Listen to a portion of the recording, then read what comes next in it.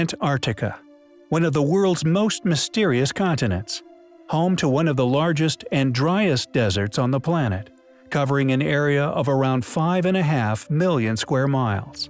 If there was anywhere on Earth where crashed, preserved, ancient alien technologies could still be found, it would be here. An untouched landscape which may in all possibility be the final resting place as of yet unretrieved relics which may have been stranded there to this day.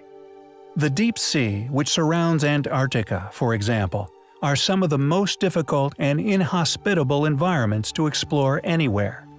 Far away from the modern world, deep within the frigid, pitch-black waters of this massive chunk of ice, where our next discovery was miraculously made. An out-of-place artifact which is still resting at the bottom of this sea. Known as the Eltanin antenna, if it wasn't for the brute strength of the nearly 2,000-ton ice-breaking vessel known as the Eltanin, we may never have found it. Initially a U.S. Navy cargo-carrying icebreaker, in 1962 she was reclassified as an oceanographic research ship and became the world's first dedicated Antarctic research vessel.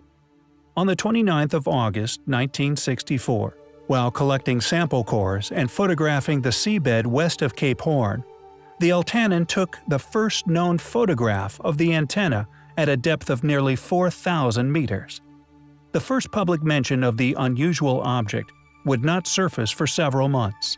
A news item which appeared in the New Zealand Herald on 5 December 1964, under the heading "Puzzle Picture from the Seabed," would briefly disclose the discovery, yet any further exploratory missions, if indeed there has been any, have been operating in secret.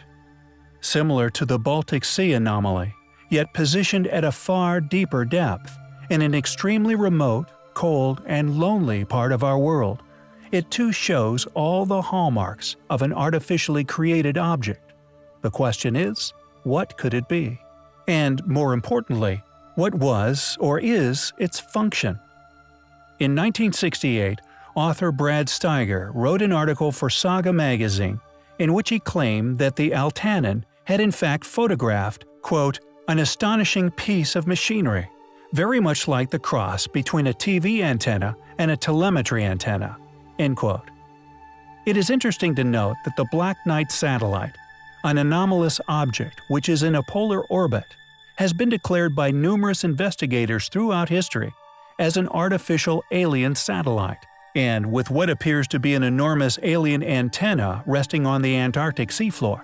Is it possible that the two are connected? Or possibly in communication with each other?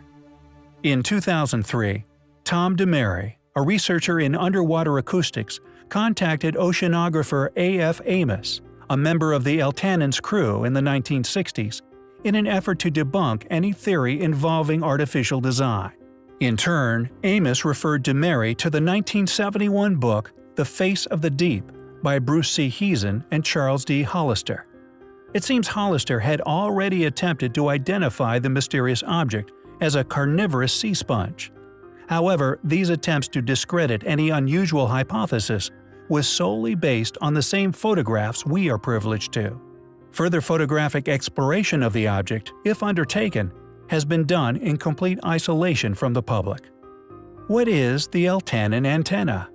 A mere sea sponge? An actual alien antenna? Whatever it is, it seems certain fields of study would like you to believe it's natural. Regardless of whether confirmation of such claims was made, we always find this highly compelling.